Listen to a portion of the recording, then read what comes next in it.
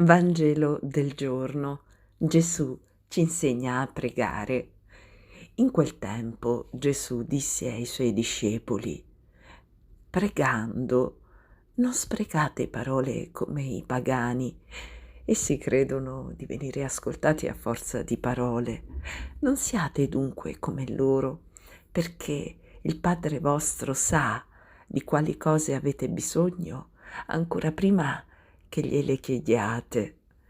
Voi dunque pregate così: Padre nostro che sei nei cieli, sia santificato il tuo nome, venga il tuo regno, sia fatta la tua volontà, come in cielo così in terra. Dacci oggi il nostro pane quotidiano e rimetti a noi i nostri debiti, come anche noi li rimettiamo ai nostri debitori, e non abbandonarci alla tentazione, ma liberaci dal male. Amen. Se voi infatti perdonerete agli altri le loro colpe, il Padre vostro che è nei cieli perdonerà anche a voi. Ma se voi non perdonerete agli altri, neppure il Padre vostro perdonerà le vostre colpe. Ecco, leggiamo, consideriamo insomma il commento che questa meravigliosa pagina del Vangelo ha compiuto San Giovanni Cassiano, che è vissuto tra il IV e il V secolo d.C. e ha fondato un monastero a Marsiglia. Nell'opera sulla preghiera ha scritto per commentare questa parte del Vangelo: Padre nostro, confessiamo che Dio è Signore dell'universo, è il nostro Padre con la nostra bocca, ed è lì che affermiamo di essere stati chiamati dalla condizione di servi a quella di figli adottivi, e aggiungiamo che sei nei cieli. Il tempo della nostra vita non è più allora che un esilio, e questa terra, una terra straniera che ci separa dal Padre.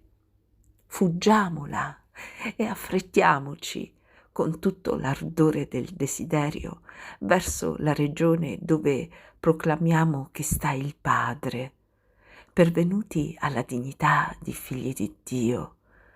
Presto bruceremo della tenerezza che è nel cuore di tutti i buoni figli, e senza più pensare al nostro interesse avremo unicamente la passione della gloria del Padre.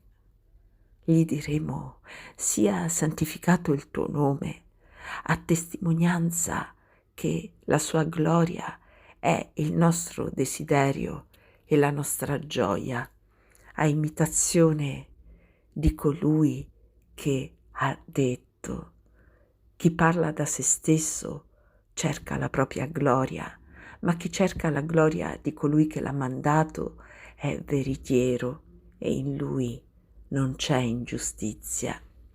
Queste parole, sia santificato il tuo nome, si potrebbero benissimo spiegare anche nel senso che Dio sia santificato dalla nostra perfezione, e perciò dirgli sia santificato il tuo nome sarebbe come dirgli: Padre, rendici tali da meritare di conoscere, di capire la grandezza della tua santità, o almeno che questa santità pervada tutta la nostra vita spirituale.